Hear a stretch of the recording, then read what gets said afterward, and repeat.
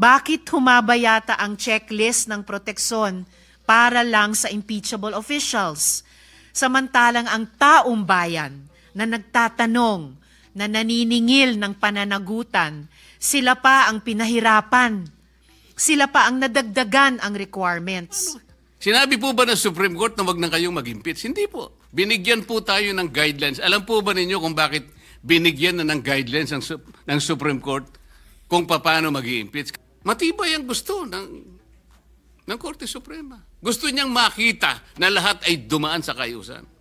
Eh hilaw nga po Mr. President. Kanina ko pa po pinaiintindi, hilaw. Ba't hindi po kayo magluto ng mas masarap na kanin? Para sa ganun po, hindi tayo mahirapan. Maghintay na lang po kayo ng 6 months.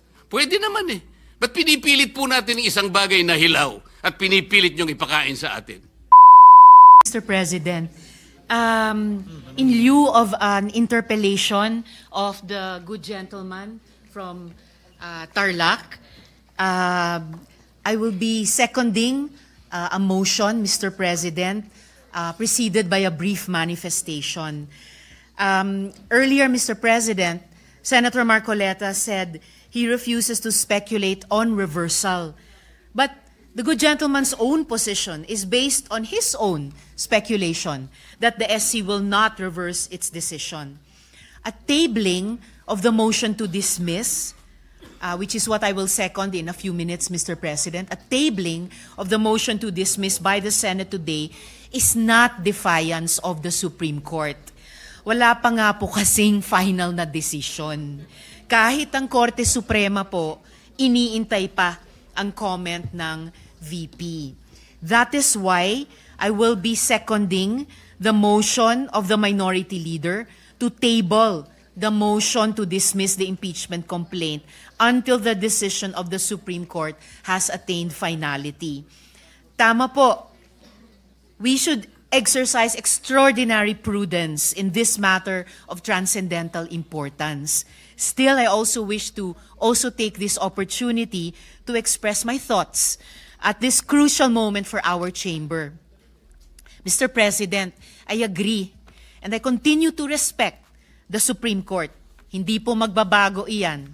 But, Mr. President, hindi naman po ibig sabihin ng respeto ay pananahimik.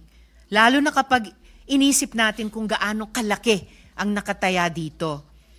Magkaiba rin yung rumerespeto at yung bulag. Kaya naman, I will not be choosing silence, nor will I be turning a blind eye in the face of clear and unmistakable injustice. I am encouraged by the words of brave professors of the UP College of Law who in 2010 issued a sharp critique of a Supreme Court decision, Vinuya versus Executive Secretary, which said, the court cannot regain its credibility and maintain its moral authority without ensuring that its own conduct, whether collectively or through its members, is beyond reproach. So, in the context of the SC petition, Duterte versus House of Representatives, I believe we need to shed light on some concerns which former justices and constitutional framers themselves, some of whom are here this afternoon, Mr. President, have underscored. Una, the Supreme Court decision was based on critical factual errors. At binanggit na rin po ito ni Minority Leader. And this has since been pointed out by no less than retired Senior Associate Justice Antonio Carpio. For example, the decision said that the February 5 impeachment complaint was transmitted to the Senate without a plenary vote in the House. A simple check of the records, specifically House Journal number 36, shows that this is false. Walang haka-haka.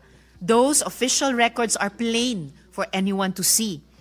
Sabi tuloy ni retired Chief Justice Renato Espuno, na siyang chairman ng Philippine Constitution Association, the Supreme Court was faced with a famine of facts necessary to make a decision invulnerable to constitutional assaults.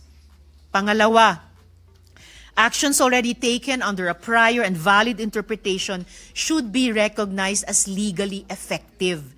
Yan naman ay mula kay retired Justice Adolf Ascuna. The House of Representatives was operating under the regime of the legal doctrines in Francisco and Gutierrez, which held that the initiation of impeachment proceedings begins from referral. Kung unconstitutional pala na sundin ang legal doctrines, in the words of Justice Ascuna, that is legally unfair. Paano nga naman unconstitutional kung sinunod lang nila ang patakaran ng mismong Korte Suprema? Dagdag pa po sa isang desisyon nitong 2020 lamang, Madreo versus Byron. Sabi ng Korte na kung may pagbabago sa doktrina at interpretasyon ng batas, dapat prospective ang aplikasyon nito. At ang pangatlo at huling punto, mistulang nadagdagan ang requirements sa proseso ng impeachment na hindi naman nakasaad sa ating saligang batas. These new limitations, Mr. President, are not found in our fundamental law. Wala yan sa konstitusyon at kontra yan sa accountability.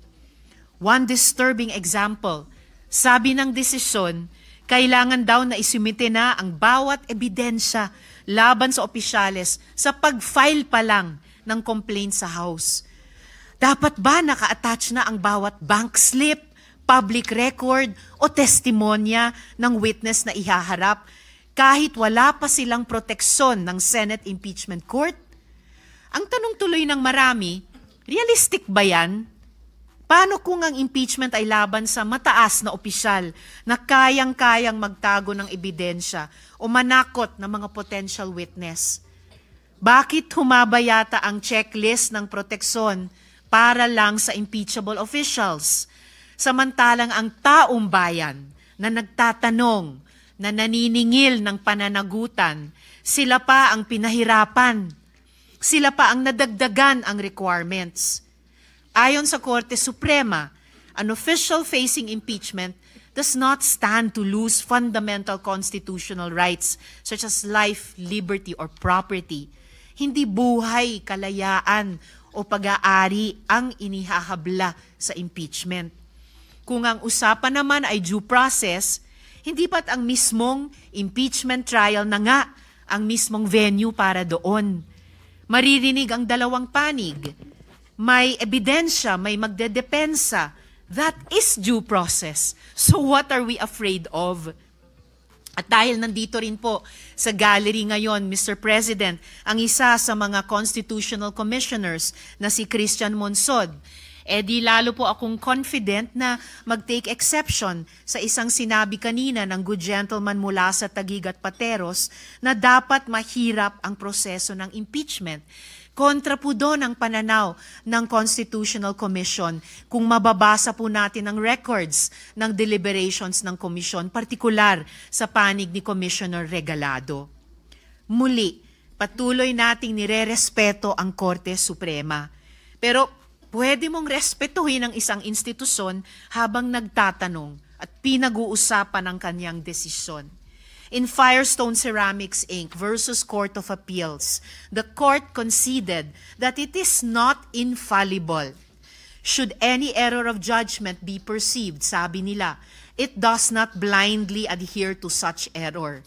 In this jurisdiction, rectification of an error more than anything else is of paramount importance. In the 2010 letter that I mentioned earlier, the UP law professors said that the position of the Supreme Court as the final arbiter of all controversies requires competence and integrity completely above any and all reproach. A breach of these values, the professor said, does violence to the primordial function of the Supreme Court as the ultimate dispenser of justice. And the UP Law Dean who led that letter to the Supreme Court, walang iba po kundi ang nagsulat ng desisyon na ating pinag-uusapan. Dear Mr. President, dear colleagues, I believe this decision is of the highest public interest, whose consequences will echo through time and history. Maraming taon mula ngayon, pag-aaralan at hihimayin ito ng lahat. mula sa mga estudyante, mga journalist, mga political analyst, mga academics, at higit sa lahat ng ating mga kababayan. One day, and this day will come, history will judge all of us based on our actions today, August 6, 2025. When history comes to remember, let's hope we stood where it mattered, that even in the face of doubt, we did what was right and just. With deep respect for the Supreme Court and all institutions of our country, Mr. President, I therefore second the motion to table the motion to dismiss the impeachment complaint until the decision of the Supreme Court has attained finality. Salamat po, Mr. President. Mr. President, quick reaction. Noted and entered into the records. Senator Marcoleta. Mr. President, unang-una, yung sinabi ko pong speculative, sapagkat it was not based on my own speculation. It was based on my long practice as a litigation lawyer. Wala pa po akong nakitang isang unanimous decision. Ewan ko lamang po kung merong magbo-volunteer ngayon na abogado in the last 40 years na sinasabi ang isang unanimous decision na ang karakter niya ay sinabi na ab initio, void ab initio, unconstitutional, violative of due process. Maybe if we can speculate that all the members of the Supreme Court after the filing of the motion for reconsideration will resort to their worst will resort to the worst angels of their nature. Maybe, baka ganun lang. What do we expect? We expect that 8 of them will reverse themselves altogether? Kung sakasakali naman po na in-archive natin or whatever word is applicable at sinabi, under miraculous circumstances, sinabi ng Supreme Court, we are all reversing ourselves. E di, i-continue natin. Anong problema? Pero kagaya po na sinasabi ko kanina, Mr. President, ang pagkakaluto nga po hilaw eh. Ipinipilit po ngayong ipakain sa Senado ang isang bagay na hilaw. Eh paano? Sinabi po ba ng Supreme Court na wag na kayong mag-impeach? Hindi po. Binigyan po tayo ng guidelines. Alam po ba ninyo kung bakit binigyan na ng guidelines ng Supreme Court kung paano mag-impeach? Kasi po, Mr. President, if you recall, the Supreme Court issued a notice on July 8, 2025, requiring at least 11 information from the House of Representatives and the Senate. The Senate made a manifestation na wala po kaming maibibigay sapagkat lahat po niyan ay makukuha ninyo sa House of Representatives. Alam po ba ninyo na 4 sa hinihingi ng Supreme Court ay nandun po sa puso ng due process? Ano po yung hinihingi? Sinabi lamang po ng Supreme Court, pwede bang ibigay nyo sa amin kung lahat ng miyembro ng House of Representatives ay binigyan ninyo ng kopya at kailan? Pwede bang ibigay nyo sa amin ang timing kung kailan nyo ibinigay at binigyan, kung paano nyo sila binigyan ng pagkakataong mabasa yung impeachment complaint? Pwede nyo bang ibigay sa amin kung every article of impeachment ay nakalagay doon ang mga dokumento na nagpapatibay ng artikulo? Pwede nyo bang ibigay sa amin kung nagkaroon sila ng pagkakataon talaga na mabasa yung impeachment complaint? Alam po ba ninyo kung anong sagot ng Solicitor General in behalf of the House of Representatives? Ito po yung sagot nila. It is the position of the House that these matters pertain to its internal proceedings, which have always been regarded as beyond the jurisdiction and scrutiny of this honorable court. Sa Tagalog po, wala po kayong pakialam dito sa amin. Yung inihingi po ninyo, kami lang po yun. Eh para tinatanong lang naman po eh. Binigyan nyo ba ng pagkakataon sila na mabasa? Bakit? Mahirap po ba sagutin yun? Ano pa po sinabi? This is especially because the matters referred to the preparation, circulation, and perusal of the impeachment complaint as well as its attachment are not governed by specific constitutional provision or the House rules. So dahil po wala sa Constitution at wala rin po sa House rules, Ano po yun? Wardi-wardi na lang. So, ibig sabihin talaga, kaya po pala ang dami kong kasama doon, wala talaga silang kopya. Ako nga po hindi nabigyan eh. Bakit hindi po kinakailangan bigyan lahat? Baka sakaling, malay po ninyo, baka pumirma ako, hindi ba? Ito yung tinatanong po ng Korte Suprema. Kaya lang po siya nakapagbigay ng additional guideline. Sapagkat isip-isipin nyo, sasabihin sa Korte, wala nang pong masamang tinapay ang Korte. Pwede po malaman namin kung talaga nagkaroon ng pagkakatong, mabasa man niya lang, ma-appreciate ang bawat dokumento na nakasalig dyan sa impeachment na yan. Para sa ganun, ay boboto siya sang-ayon sa kanyang sariling kagustuhan. Matibay ang gusto ng Korte Suprema. Gusto niyang makita na lahat ay dumaan sa kayusan. Hilaw nga po Mr. President. Kanina ko pa po pinaiintindi, hilaw. Ba't hindi po kayo magluto ng mas masarap na kanin? Para sa ganun po, hindi tayo mahirapan. Maghintay na lang po kayo ng 6 months. Pwede naman Ba't pinipilit po natin ang isang bagay na hilaw at pinipilit niyong ipakain sa atin? Mr. President. Sabi ko po kanina, Mr. President, I am ready to amend my motion. Kung kinakailangan po, that will be consistent on the respect accorded to the Supreme Court. Kaya lamang po, kailangan nating umaksyon. Sapagkat kagaya po ng nalalaman natin, naghihintay ang taong bayan na kailangan magkaroon po ng closure ito sapagkat kapag ito will be hanging on the balance, baka hindi po mabutihin ng ating mamamayan. Yun lang naman po ang pinakapunto rito, Mr. President.